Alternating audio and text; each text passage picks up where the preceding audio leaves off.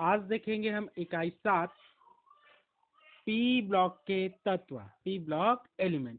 तो P block के तत्व किसे कहते हैं देखते हैं।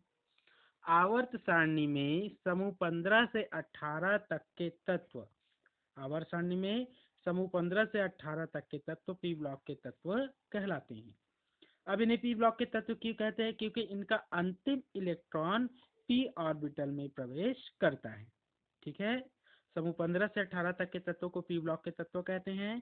इन्हें पी ब्लॉक के तत्व इसलिए कहते हैं क्योंकि इनका अंतिम इलेक्ट्रॉन पी ऑर्बिटल में प्रवेश करता है।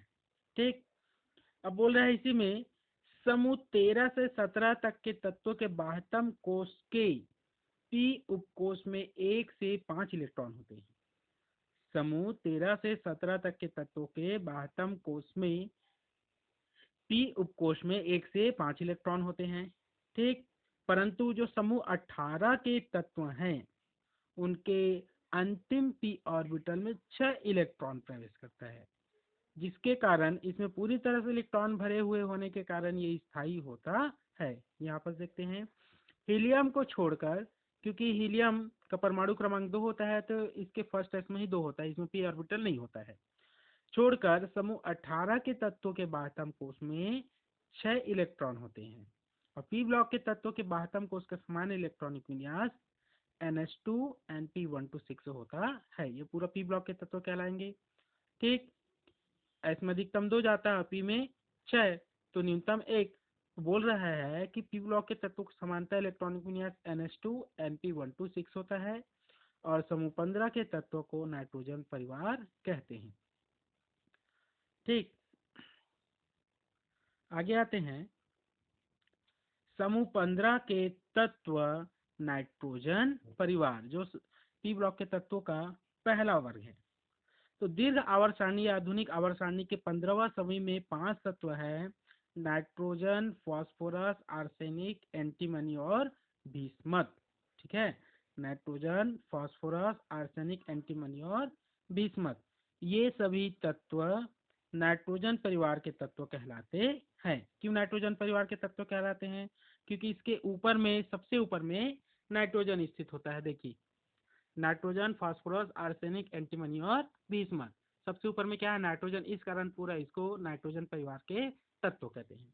अब देखते हैं, इसमें ऊपर में अधातु है, फिर धातु है, फिर उपधातु है, अर्थात नाइट्रोजन और फास्फोरस अधातु कहलाते हैं, आर्सेनिक धातु है और एंटीमनी तथा भीष्मत उपधातु है। अर्थात ऊपर से नीचे आने पर धात्विक गुण क्या होता है? बढ़ता है। ये अधातु, फिर धातु, धातु आया, फिर उपधातु। सॉरी, माफ कीजिएगा, थोड़ा उल्टा हो गया।